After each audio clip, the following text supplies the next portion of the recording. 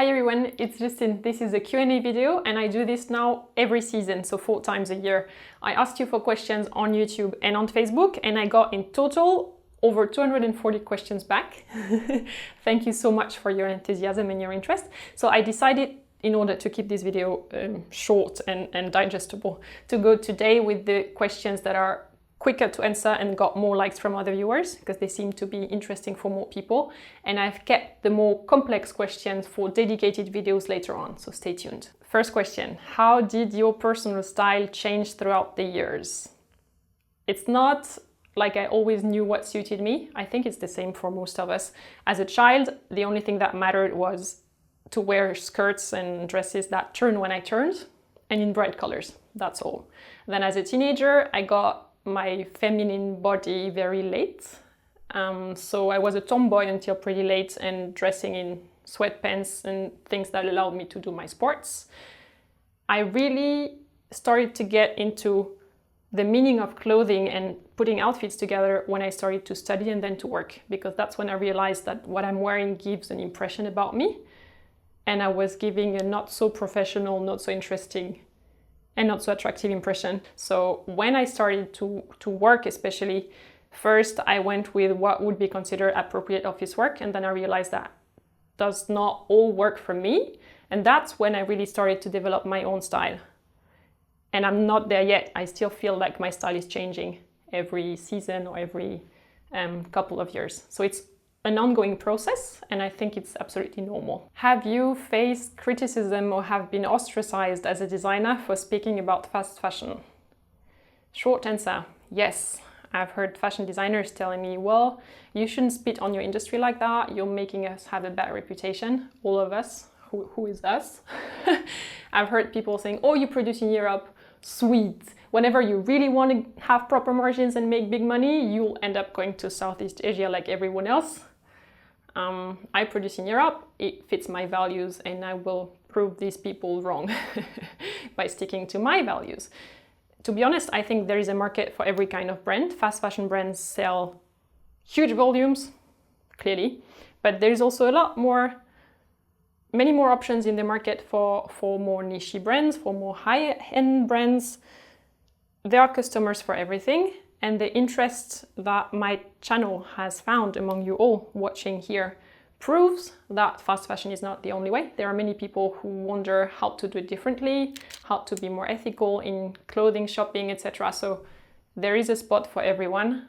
I don't have to go into the obvious and easy path, and I don't want to. What are the top 5 items, clothing, accessories, beauty products, etc., that take a wardrobe from decent to noticeably on point? 5 items. Shoes, several pairs, but that counts as one. Colorful, unique statement shoes, and have fun with your shoes. Then jewelry. I like to keep my finger and hand jewelry quite constant. You see that in many videos, because my hands are me, so I tend to stick to a certain style of jewelry instead of switching, unlike for the shoes. So that's 2. Then I would say a very well-cut, very well-fitting leather jacket or vegan leather jacket, because you can wear it over anything. Then I would say item 4, a perfect t-shirt, a t-shirt that really fits well, folds nicely in 5 different colors, counting as only one item, works with everything and allows you to switch up your wardrobe a lot more. It creates many outfits. Number 5, a lipstick, of course, that fits you really, really well and matches your undertone. Next question, how do you organize your daily routine so that you have time to both work on your craft, but also to feed your creativity and future ideas?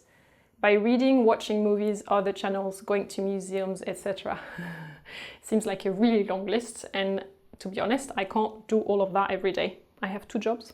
I have a fashion label, I have a YouTube channel, everything else in between. I don't have time for all of this, but I do make sure that I do a bit of each thing you mentioned within 1 week.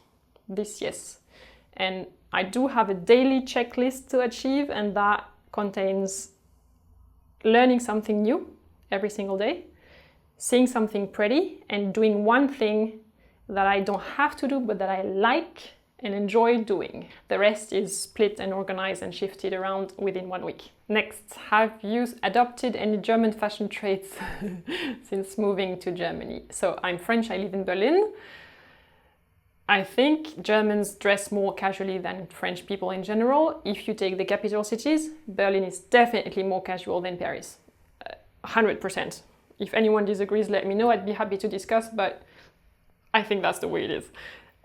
My style has gotten more casual since I live in Germany, I think.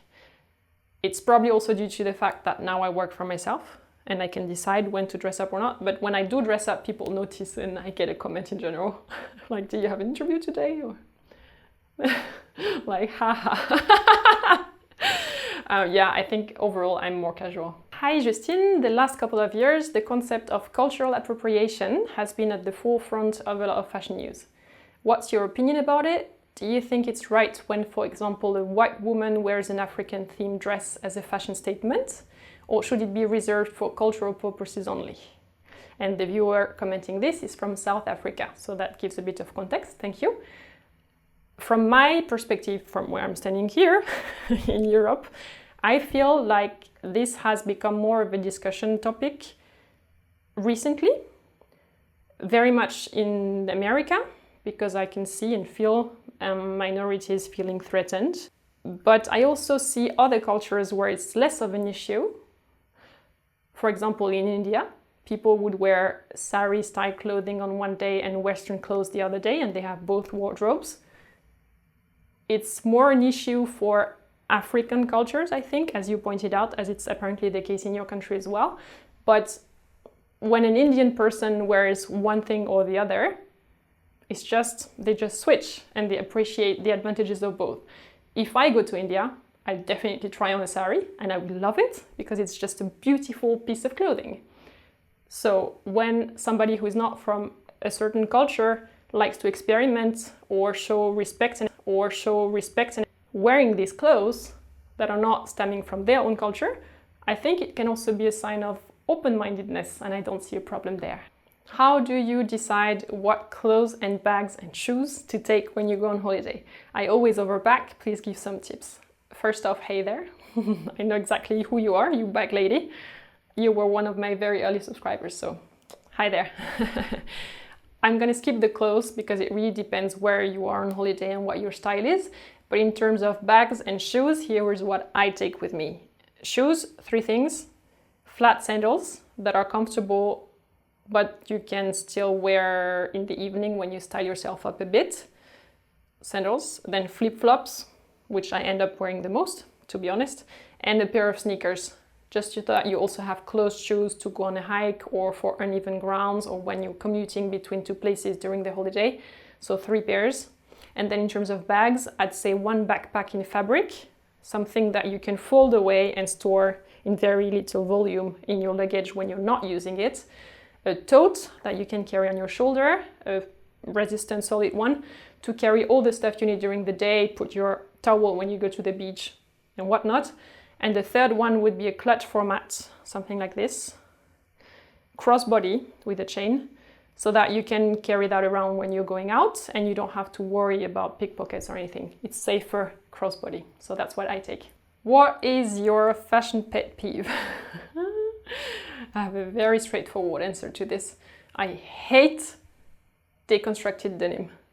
I know that many people like it. Many designers do that because it works well commercially, and I hate it. I like denim, but not deconstructed. Like when people take old jeans and turn it into a skirt and everything. Ugh! Yeah, I won't design deconstructed denim things anytime soon.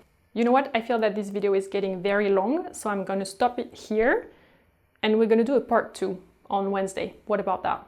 This way I can take more questions because there were so many good ones.